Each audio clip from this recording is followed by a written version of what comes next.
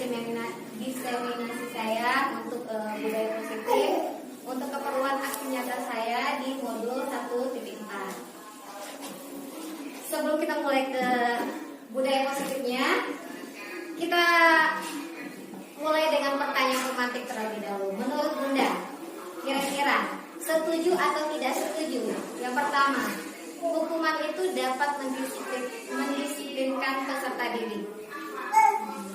Setuju atau tidak setuju? Hukuman dapat mendisiplinkan anak. Setuju atau tidak setuju? Setuju, kenapa? Tapi itu hukuman yang positif yang membuat anak ini bisa sekolah pokoknya mengarah ke kebaikan lah hukuman. Itu berarti setuju Bunda, hukuman itu bisa mendisiplinkan anak. Kalau Bunda gimana? Nah, itu tadi doang hukuman. Nah, kalau hukuman itu mungkin yang agak arahnya ke mungkin psikis dia, agak ini aku bukan psikis, fisik ya. Kalau fisik itu mungkin tidak setuju. Tapi kalau seandainya itu hukuman yang buat dia lebih baik ke depannya, misal hukumannya hari ini mungkin anak Bunda karena sudah melanggar hukum, tidak mengikuti aturan, maka kita tidak mengikuti ikuti kalau belajar di kelas sama temannya. Mungkin ini, tapi tidak dengan fisiknya. Nah, yang kedua, pemberian hukuman dengan hal positif seperti membaca dan membersihkan halaman sekolah dapat meningkatkan disiplin anak. Setuju atau tidak setuju? Setuju. Kenapa setuju? Ya, pertama itu mungkin juga membaca. Pertama itu kalau membaca mungkin membuat anak itu hukuman dia kalau membaca dia bisa dia dapat ilmu juga gitu. Dia juga dapat wawasan, dapat pengetahuan dengan hukuman yang diberikan. Dan juga mungkin itu membuat efek jerah juga kalau ketika dia tidak mengikuti aturan-aturan yang ada di dalam kelas. Oke, yang ketiga, memberi penghargaan dapat meningkatkan motivasi belajar anak. Setuju atau tidak setuju? Setuju. Kenapa setuju Bunda ini? Beri semangat, Motivasi ya. Berarti selama ini kita terlena dengan hukuman dan penghargaan. Karena memang karena sejatinya sebenarnya hukuman itu maupun judulnya klinik kebaikan atau itu hal yang positif, tapi itu tetap judulnya hukuman. Dan itu tidak seharusnya dilakukan meskipun judulnya di situ dapat membaca buku dan segala macam, tetap itu judulnya hukuman dan itu tidak boleh dilakukan sebenarnya. Jadi selama ini kita udah terlena di situ ya kan? Kita memberikan hukuman dengan dalil, dengan alasan, oh itu hukuman yang positif, tapi itu sebenarnya tidak boleh dilakukan. Itu saja. Nah, memberi penghargaan juga kalau selama ini kan kita memberikan penghargaan dan segala macam, dan itu juga selama ini ternyata kita udah terlena juga di situ dan itu ternyata juga tidak diperbenarkan gitu, karena itu akan merusak motivasi. Karena itu bisa merusak motivasi mereka secara intrinsik mereka. Jadi itu sebenarnya tidak diperbolehkan. Nah, itu yang selama ini kita lakukan. Karena selama ini kita sudah terlena dengan hukuman dan penghargaan itu. Nah, ada 8 konsep utama di dalam budaya positif ini. Ada perubahan paradigma belajar, ada disiplin positif, ada motivasi perilaku manusia. Kalau di sini kita bahasnya manusia berarti subjeknya peserta didik ya teman-teman ya. Kemudian keyakinan kelas, kebutuhan dasar manusia, pendekatan restitusi, 5 posisi kontrol, dan segitiga restitusi. Kita bahas yang pertama dulu ya. Yang pertama adalah perubahan paradigma belajar. Kita sering dengar nggak kalau sekarang di IKMO perubahan paradigma menjadi paradigma belajar yang baru. Sebenarnya pembelajaran dengan paradigma baru itu dirancang berdasarkan pembelajaran yang berpusat pada anak, yang ujungnya kita akan mewujudkan peserta didik yang menjadi peserta didik yang profil pelajar Pancasila. Nah itu perubahan paradigma belajar, kita membuat pembelajaran dengan yang berpusat pada anak sehingga mewujudkan profil pelajar Pancasila. Jadi itu sebenarnya tujuan profil pelajar Pancasila itu. Kemudian, nah itu kan tadi yang motivasi perilaku manusia. Sebenarnya kita sebagai seorang manusia secara umum kita punya motivasi. dalam berperilaku ada yang namanya motivasi eksternal dan ada motivasi internal. Yang penghargaan tadi, yang hukuman tadi, kenapa si anak mau membaca buku? Karena dia takut dapat hukuman. Nah, itu tadi itu dinamakan motivasi eksternal. Jadi dia melakukan sesuatu karena dia menghindari rasa tidak nyaman, rasa sakit. Tidak nyamannya dalam rupa apa? Hukuman tadi. Hukumannya mungkin bisa disuruh nyapu kelas atau disuruh membuang sampah segala macam. Jadi dia melakukannya itu berbuat baik karena terpaksa, karena dia merasa daripada nanti aku dihukum, daripada nanti aku kayak ini, akhirnya kerjain aja. Jadi itu secara eksternal. Jadi itu motivasi itu tidak akan bertahan dalam jangka waktu yang panjang, tapi itu hanya bersifat sementara.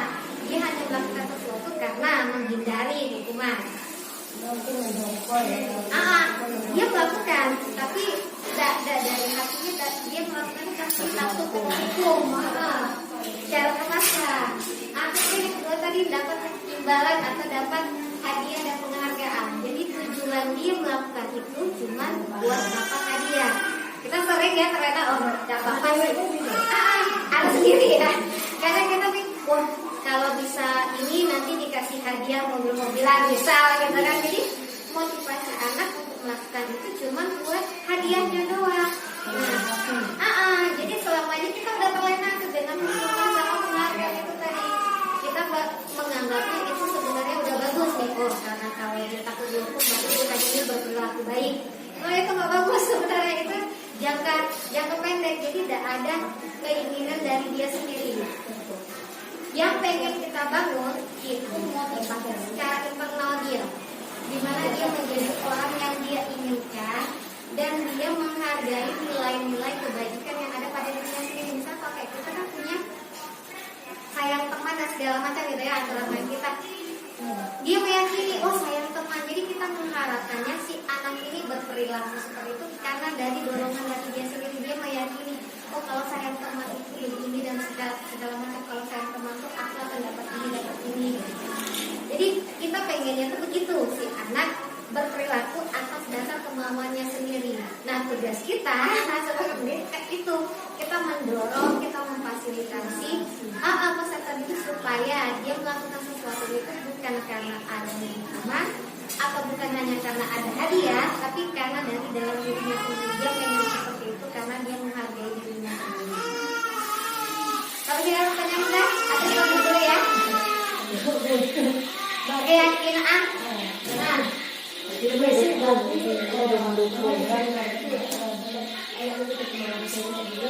Kami tuh juga tahu. Iya. Pesan itu telah Jangan kan sama anak peserta didik ya, sama anak dewi itu kadang kita begitu kan. Yang ikut aturan nanti juga main. Iya. Iya. Sama hukum ya. Nggak ada ikut aturan, jangan ikut aturan, jangan ikut fokus, nanti udah bawa kita main ke taman, saya berani ke kelas. Itu juga tidak boleh ya. Tidak boleh karena dia berperilaku itu karena dia mengharapkan ini sesuatu kan.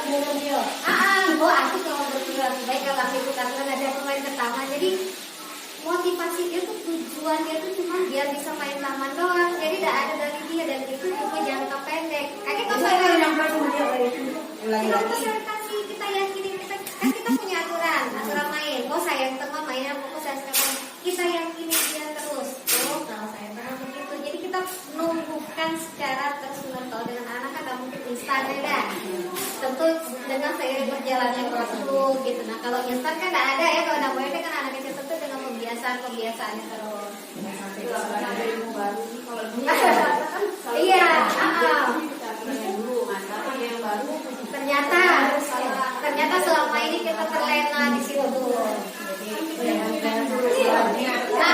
Niat kita sebenarnya baik ya kan, niat kita sebenarnya baik supaya mereka begitu. Tapi ternyata itu tidak dibenarkan karena memang itu jangka pendek itunya. Jadi bahasanya itu jangan karena. Jadi mudah-mudahan si anak berperilaku itu atas dasar kemauannya sendiri. Jadi kita hanya mendorong, memotivasi, mensupport mereka supaya mereka melakukan itu bukan atas iming-iming. Besok aku masuk sekolah, benar aja. Ya. Kan gitu ya. keyakinan kelas. Mungkin kalau keyakinan kelas, kalau untuk jenjang SD, SMP, SMA mungkin cocok bahasanya ya bunda-bunda ya keyakinan kelas. Kalau mungkin kalau untuk kita di jenjang TK itu sama dengan aturan main. Nah keyakinan kelas itu atau aturan main itu tadi, guru mewujudkan budaya positif di kelas dari sekolah itu melalui dengan pembuatan kesepakatan bersama antara guru dan siswa. Jadi aturan-aturan main itu bukan bunda yang buat, tapi kita buatnya itu bersama-sama. Kita bersama-sama sama mereka membuatnya. Kenapa harus bersama-sama? Kira-kira supaya kita tahu, supaya kita tahu anak itu kira-kira maunya seperti apa supaya budaya positif itu di kelas atau di sekolah bisa terlaksana. Nah, keyakinan kelas itu bisa berupa pernyataan yang umum, yang universal dan mudah dipahami dan mudah diingat. Kayak peraturan kelas kita kan sayang teman, sayang mainan, jadi si anak kan mudah diingat ya, jadi dia udah gak asing lagi. Sayang teman, sayang mainan teman, kan gampang buat mereka mengingatinnya gitu. Nah kemudian dibuat dengan melibatkan seluruh warga sekolah, warga kelas, dan diterapkan bersama-sama. Jadi bukan hanya anak yang menerapkan aturan main, tapi bunda-bundanya kita di kelas juga diharapkan juga dapat melakukannya dengan yang sama. Jadi jangan hanya anak nih yang kita tutup buat sayang teman, tapi bundanya nggak sayang teman. Hanya anak yang kita tutup untuk bisa tanggung jawab, tapi bundanya nggak tanggung jawab begitu. Jadi semua warga sekolah dan semua warga yang terlibat dalam pembuatan keyakinan kelas itu juga melakukannya. Ini masih awal semester ya kan, sebenarnya kan masih bisa kita memulai lagi, kita merefresh lagi di kelas kita masing-masing, membuat peraturan supaya tidak terjadi hal-hal yang, karena anak-anak kita kan masih anak-anak yang fisiknya masih lumayan, energi kasarnya masih banyak. Jadi mungkin di awal-awal nanti boleh kita mulai lagi dengan pembuatan keyakinan kelas atau aturan kelas dulu bersama-sama. Minta mereka sendiri yang membuatnya, mereka sendiri yang menempelnya. Jadi insya Allah kalau si anak yang dia sudah buat sendiri dan dia itu insya Allah dia ingat, karena dia motivasi secara intrinsiknya tadi di internal dia tadi. Sampai sini tadi bunda, sampai keyakinan kelas bunda-bunda.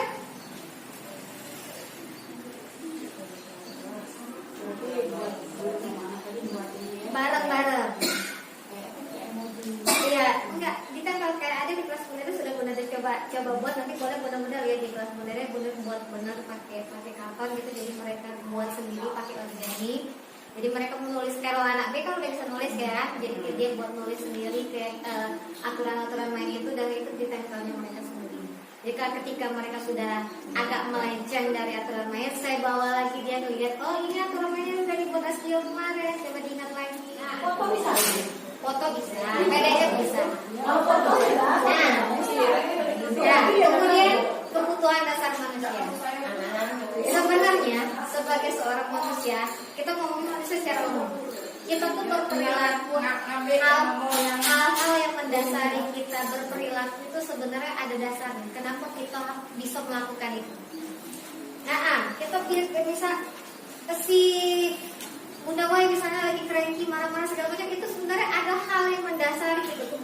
Ada salah satu kebutuhan dasar dari diri kita sebagai seorang manusia, saya merasa diterima. Kalau seandainya kita lagi ngajar tapi kayaknya lingkungan dan terima, kita rasanya tidak nyaman juga gak sih? Contohnya gini, kita datang, kawan yang lain cemberut baik, kira-kira bisa dah nyaman gak kira-kira? Bisa saya nih datang assalamualaikum, bunda yang lain kok cemberut baik sama saya gitu, nah kan itu gak nyaman kan, jadinya buat gitu. Kok semuanya cemberut, kok bunda ini cemberut, kok bunda yang cemberut sama saya, ada apa ya kira-kira hari ini kira-kira seperti itu gitu analoginya gitu. Ada timbul tanda tanya. Jadi merasa nggak diterima gitu kan, itu salah satu juga kebutuhan yang nggak terpenuhi gitu. Nah kan kira-kira apa gitu, nah merasa disayang, merasa diterima gitu. Nah diterima dah nih kehadiran aku gitu. Nah itu salah satu juga yang bikin kita nyaman gitu. Iya dah. Nah kemudian kebebasan. Kira-kira kalau melakukan sesuatu, kalau rasa tertekan, kira-kira aman dah?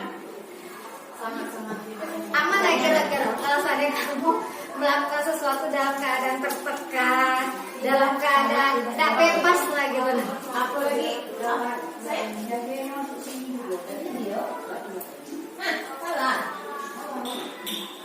Nggak sudah nyaman gitu. Nah kan jadi gitu melakukan sesuatu tuh tidak ada kebebasan gitu dalam melakukan. Apalagi bahasa saya ya. Iya. Bahasa saya paling pantang dulu kok Indonesia ini lagi. Nah, saya bingung. Jadi kita bisa melakukan dengan kegiatan yang menyenangkan gitu kan, nggak ada merasa terbebani, bebas gitu. Jadi Walaupun bahasanya pegawai itu selagi punya RW nyaman. Nggak ada terasa pegawai. Tapi kalau Semua dengan yang kesenangan ini, ya itulah sekalian menggunakan kayak. Nah, ini itu kebebasan dan kesenangan kita melakukan sesuatu yang kita senangi. Jadi sebelum kita melakukan sesuatu, senangilah dulu deh, benar ya. Senangilah dulu kegiatan itu, karena kalau saat kita sudah senang, tentu kita akan nyaman. Nah, pelajaran ini Dia bukan dihukuman dengan apa mendidik lah. iya, Menurut ternyata salah gitu. Jadi setelah mempelajari restitusi ini, jadi kita udah mulai sedikit melek sedikit gitu, oh ternyata posisi kontrol yang saya ambil sebenarnya itu sudah tidak diharuskan. sama itu kayak gitu. Dia tuh memang ilmu itu tidak pernah ini. Boleh kita lakukan. Ilmu baru yang kita dapat. Baru gitu ya. kan? Nah, gimana caranya kita melakukan restitusi itu tadi? Ada namanya segitiga restitusi, ada langkah segitiga restitusi. Karena dalam melakukan restitusi itu tadi tidak serta-merta langsung, tapi dia ada langkah-langkahnya, ada 3 langkah segitiga restitusi namanya. Yang pertama itu menstabilkan identitas. Yang pertama, jadi kalau saya udah ada nih yang bermasalah nih, misalnya gitu ya, kayak kasus yang saya angkat itu kasus Astio sama Rizky gitu ya kan. Jadi saat langkah pertama yang harus kita lakukan itu kita menstabilkan dulu identitasnya. Jadi kita, udah saya tulis ya, lupa ya, Jadi di sini tuh kita mengubah identitas mereka dari mereka yang salah menjadi orang yang sukses atau orang yang benar. Jadi di sini nih kita ngomongin ini, kenapa melakukan ini? Oh, enggak apa-apa, benar itu kenapa melakukan hal ini. Jadi kita menstabilkan supaya mereka itu enggak merasa bersalah sih, iya cuma enggak langsung ngedeng, nanti kena marah kayak gitu. Nanti jadi kita iya kan gitu tuh. Iya, enggak apa-apa, enggak ada kok. Pasti semua teman-teman pernah tuh ngelakuin hal yang sama. Jadi kita mau stabilkan dulu gitu kan. Seolah-olah kesalahan kita dulu pernah. Bukan hanya dia yang pernah melakukan, enggak apa-apa. Bunda juga dulu pernah kok nakal sama Bunda Nora. Bunda juga pernah kok dulu cubit Bunda Nora, misalnya begitu gitu Bunda Nora ya. Jadi kita harus stabilkan mereka dulu gitu, identitasnya itu. Jadi tidak serta-merta tadi nggak kok cubit ini ya. Jadi dia langsung ngedon gitu kan. Merasa Bunda ini paling baik. Marah gitu ya. Jadi tidak ada ngerasa ibu peri gitu lah. Jadi mau stabilkan dulu identitasnya gitu kan.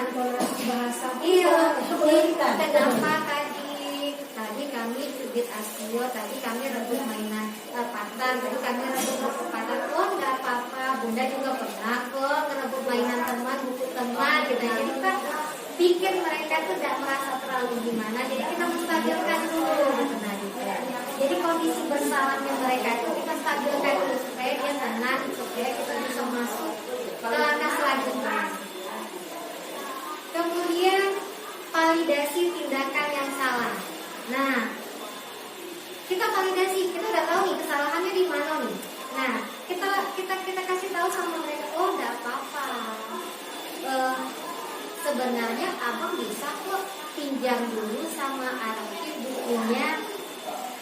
Jadi kita validasi tindakan yang salah. Dia salahnya tadi merebut buku nih, merebut buku dari Patan misalnya. Oh enggak apa-apa. Tapi sebenarnya Arafif bisa kok ngomong terlebih dahulu sama Patan supaya si Patan bisa kasih bukunya dengan baik-baik. Sebenarnya si Arafif boleh kok begini. Jadi kita ngomongnya tuh sebenarnya membenarkan, tapi kita bisa kasih sesuatu yang lebih baik lagi, dengan tindakan yang lebih baik lagi daripada buku. Itu memvalidasi tindakan itu. Tindakannya udah salah. Itu tadi itu ngomong ruang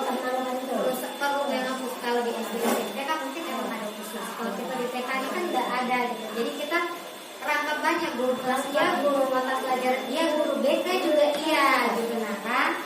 Gak apa-apa kita ngomong, oh gak apa-apa tapi kita bisa mintanya baik-baik, bisa ngomongnya pelan-pelan, bisa minta dulu permisi dulu gitu nah. Jadi kita minta begitu, itu namanya validasi tindakan yang salah. Sudah kita menstabilkan tadi identitas kesalahannya, nah kita validasi lagi tindakannya dengan tindakan yang sebenarnya bisa yang dilakukannya dengan lebih baik. Kemudian menanyakan keyakinan. Kan kita udah punya keyakinan kelas tadi nih, udah punya peraturan kelas. Menurut Abang Ratif, aturan main yang mana ya yang kira-kira tadi yang dilanggar? Sayang teman. Abang Ratif yakin nggak sama sayang teman? Abang Ratif tahu nggak ya, sayang teman itu seperti apa? Kita menanyakan keyakinan dia itu apa dengan aturan-aturan main itu tadi. Kira-kira kalau sudah seperti itu, apa yang bisa Abang Ratif lakukan? Nah, itu tadi karena kita ingin menumbuhkan motivasi dia secara internal tadi. Sudah kita menanyakan keyakinan dia yakin ya, oh sayang teman. Sayang teman itu yang seperti apa? Kira-kira kalau sudah seperti ini, apa yang bisa Abang Ratif lakukan? Nah, jadi kita tanyakan ke mereka solusinya kira-kira apa yang bisa mereka ambil. Kita kasih kesempatan ke mereka buat mengambil sendiri kesempatan, jadi dia berkomunikasikan sendiri berdua menyelesaikan mereka masalahnya. Jadi ceritanya begitu. Kira-kira mudah-mudahan sampai sini? Iya, nanti diakuin ya. Mungkin ada 4 ya. Nah, kira-kira sampai sini? Jadi ada segitiga restitusi, ada 5 posisi kontrol, keyakinan kelas, apa gitu 5 kebutuhan dasar manusia. Jadi itu semua yang mendukung kita dalam menciptakan budaya positif dan disiplin positif di lembaga kita dan di kelas kita. Tapi dimulai dari hidup kita dulu. Terima kasih. Semoga apa yang saya kasih bisa bermanfaat.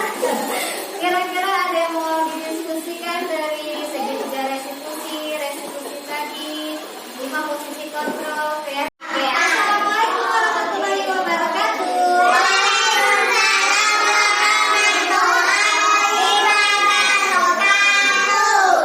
Oke, satu.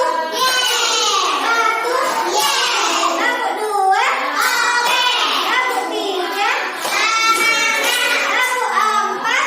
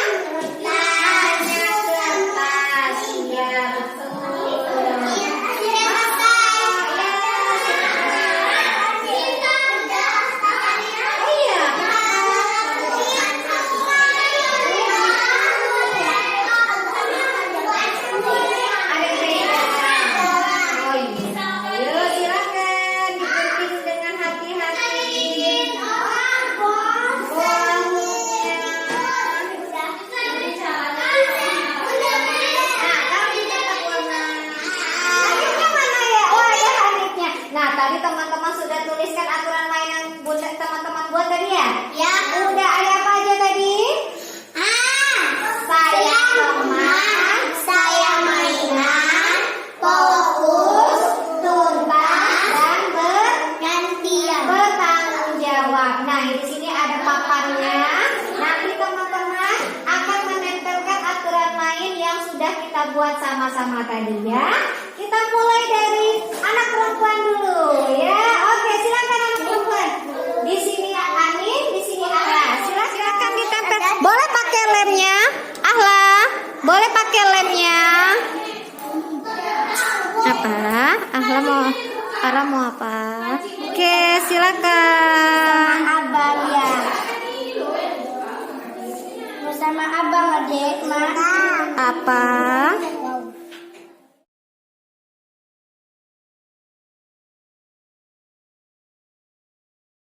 Assalamualaikum warahmatullahi wabarakatuh. Saya Nora Optalia SPD selaku Kepala TK Rahmat Permata Bunda.